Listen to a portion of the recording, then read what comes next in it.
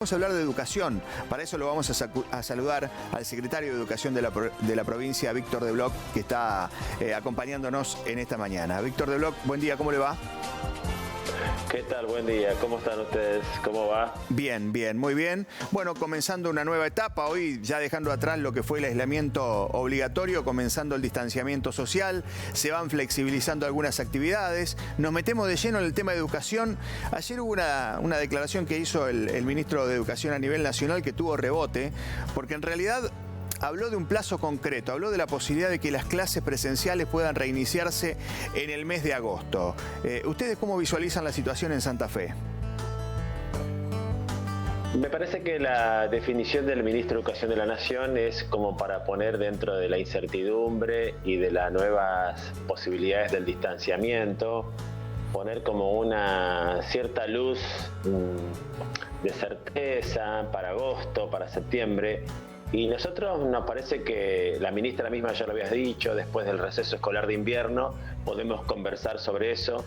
Probablemente agosto sea una fecha oportuna para escalonadamente retornar a las escuelas, a las clases, pero es esto que estamos conversando con los gremios docentes, con los gremios estatales, con los delegados regionales, con el Ministerio de Salud, con el Ministerio de Infraestructura, porque va a haber que hacer algunas adecuaciones, poner en marcha algunos planes de acomodación de las escuelas, y todas estas cuestiones de los protocolos de prevención, de cómo vamos a funcionar en las escuelas, cantidades de alumnos, franjas de horario, si podríamos llegar a estar 30 alumnos o 15 en un aula y otros 15 en otro aula y así sucesivamente. Es decir, se viene una organización pedagógica distinta y protocolos de prevención. Pero eso está en marcha. Empezamos diálogos en ese sentido. También con los gremios docentes la semana pasada acordamos poner en marcha los comités mixtos de higiene y seguridad que tienen todas las regionales. Hay una buena sintonía de entendimiento para encontrar este retorno a las escuelas que nos encuentre al sistema, a las instituciones educativas y a los docentes nos encuentren en las mejores condiciones para volver. Esto sería escalonado, según nosotros lo estamos observando desde la provincia de Santa Fe. Pero está bien que se ponga un tiempo posible, como puede ser el mes de agosto, pero ustedes saben que esto está en relación con la curva de contagios, con las zonas donde ya hay mayor tranquilidad respecto a eso, pero vieron, por ejemplo, la situación de Villa Ocampo, para tomar un foco puntual. Nosotros estábamos pensando desde el Ministerio este regreso escalonado, por ejemplo, en las escuelas rurales, también la zona de Villa Ocampo, digo, la ruralidad, las escuelas rurales, y ahí tenemos que tomarnos una prevención. Es decir, podemos ir haciendo planeamiento en relación a tiempos, cronogramas, protocolos, pero estar mirando semana a semana el comportamiento del virus también en nuestra provincia. Es indudable, de Bloch, que muchas de las cosas que teníamos antes no serán iguales después de la pandemia y me parece que dentro de la educación vamos a tener que ir acostumbrándonos a algunas variantes y algunos cambios. Usted mencionó una palabra clave en todo esto que tiene que ver con lo que se viene y es la palabra protocolos. Y digo, no debe ser nada fácil tratar de armar un protocolo porque también infiero de su palabra, ¿no? Estamos hablando la posibilidad de hacer turnos para dividir un curso, pero eso también tiene que ver con la cantidad o la cantidad horaria o la carga horaria de los docentes. Estamos hablando de dividir un curso en 2 aulas. Esto tiene que ver con la infraestructura de las escuelas también. O sea, hay un montón de dificultades que se presentan.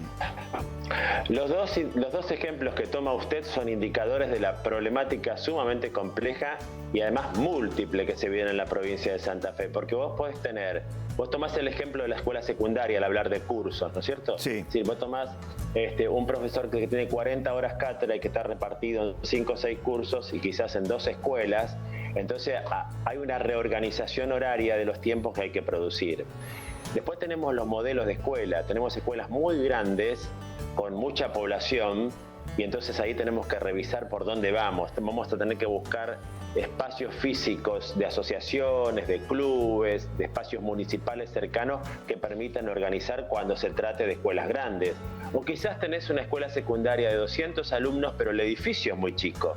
Tiene aulas chicas, funciona en un espacio que no era el que hubieran deseado de hace muchos años. Entonces va a haber que revisar las cuestiones de infraestructura, de amoblamiento, de circulación, Los protocolos son muy importantes, por eso las reuniones de la semana pasada y las anteriores con todos los organismos que hemos estado planificando nos permitirán para los primeros días de julio tener como un mapa de protocolos y de modelos de funcionamiento de acuerdo a la región y de acuerdo a la cantidad de escuelas, el tipo de escuelas y la matrícula que atienden. Y en esto también, y en esta variedad y en esto tan heterogéneo, digo, ¿será lo mismo, por ejemplo, un chico que está por terminar el nivel inicial que otro que no lo está por terminar, alguien que está por terminar la escuela secundaria que otro que no lo está por terminar? También hay que tener en cuenta esos detalles. Sí, porque la primera es la prevención, digamos, sanitaria en relación a los espacios y la segunda es los protocolos de organización pedagógica. Nosotros estamos pensando quiénes necesitan más urgentemente la presencialidad en la escuela y el acompañamiento de un maestro, una maestra o de un grupo de profesores. Bueno, es un debate. Es un análisis interno que lo estamos haciendo y también lo hemos sometido a consideración de los gremios la semana pasada. En nuestra mirada desde la política educativa pensamos que los niños más pequeños, sala de 4, sala de 5 y particularmente en primer grado por la cuestión del aprendizaje de la lectoescritura, que es un asunto complejo, todo el sistema de escritura requiere de un maestro orientador para trabajar. Entonces, el primer grado debería ser una prioridad. Como también debe serlo séptimo grado, porque en 4 o 5 meses terminan la escolarización primaria y tienen que acceder a la escuela secundaria. Pero también los que terminan 5º año de la secundaria o 6º año de la escuela técnica también deberían venir para fortalecer los aprendizajes que los habilite a promover y el año que viene poder optar el derecho a la educación superior. Entonces ahí tenemos tres grados, primer grado, séptimo grado, 5º, 6º año de la secundaria y, ¿por qué no, primer año del secundario? Porque los alumnos venían de su biografía y su trayectoria escolar de primaria con una cultura escolar institucional distinta y pasar a la secundaria con 11 materias por curso, con varios profesores, con una dinámica de funcionamiento distinta. Tuvieron 2 semanas de clase y se fueron a su casa, se fueron a aprender a su casa. Entonces, ellos tampoco han incorporado la cultura del secundario. Es decir, hay varias problemáticas que atender. Indudablemente que es así. Bueno, da para muchísimo, el tema es interesantísimo. Le hago una última por razones de tiempo y la mirada del Ministerio. ¿Cómo está la situación hoy con los gremios por el tema paritarias? Me parece que la reunión de la semana pasada con los gremios docentes estatales, los gremios privados, fueron buenas reuniones, tranquilas, de entendimiento. Todos estamos comprendiendo la gravedad de la situación, la pandemia, el aislamiento, la complejidad de lo que se viene, las dificultades que tenemos con la conectividad. Entonces me parece que viene bien. Nosotros también hicimos una propuesta para cubrir las necesidades de los trabajadores en expectativa que más han estado haciendo reemplazos el año pasado y a principio de año, que son los maestros y profesores reemplazantes.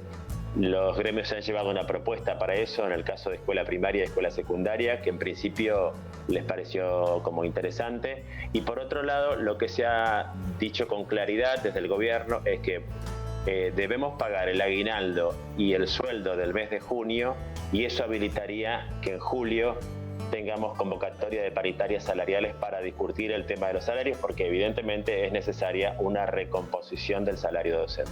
Bien, ahora sí una más, porque estoy hablando con el secretario de Educación y van ingresando algunas consultas. No quiero pasar de largo en esa problemática y lo heterogéneo de esta situación. Me preguntan qué va a pasar, por ejemplo, con los EMPA, que también es una situación diferente a todas las que veníamos hablando. Sí, los EMPAs es uno de los servicios educativos más particulares, que tiene un universo de jóvenes y de adultos que en su momento no pudieron terminar la secundaria y que están buscando la alternativa, o cuántos adultos que tienen familia y que no pudieron terminarla y encontraron en esta oportunidad, este momento para hacerlo.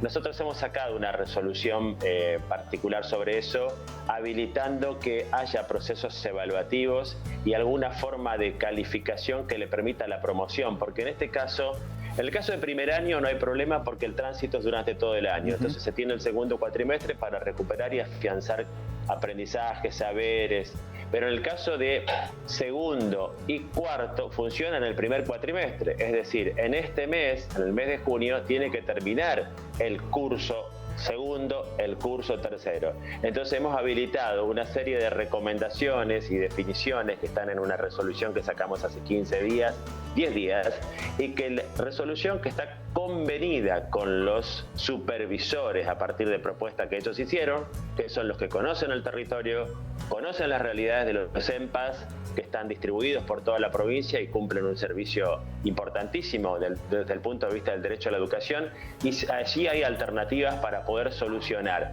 siempre y cuando estamos hablando de las comunicaciones que han podido realizar los profesores con los alumnos, con los jóvenes, con los adultos, los que tuvieron algún tipo de evolución o reporte, y los que no tuvieron tienen una oportunidad para hacerlo ahora. Es decir, eso está establecido en esa resolución que se puede consultar y que está subida en el campus del Ministerio también, el campus de la plataforma, para poder, pero además la tienen en la resolución los supervisores desde hace 8 o 9 días y seguramente están comunicándolas a todos los directores de EMPAs de la provincia de Santa Fe. Y fue una solución bien encaminada y consensuada con los supervisores, y me parece que plantea alternativas para que nadie pierda nada en la medida de que esté conectado y relacionado con un maestro que le está mandando materiales y actividades para trabajar. De Bloch ha sido muy amable con este contacto con Buen Santa Fe. Al contrario, muchas gracias a ustedes, que tengan buen día. Igualmente.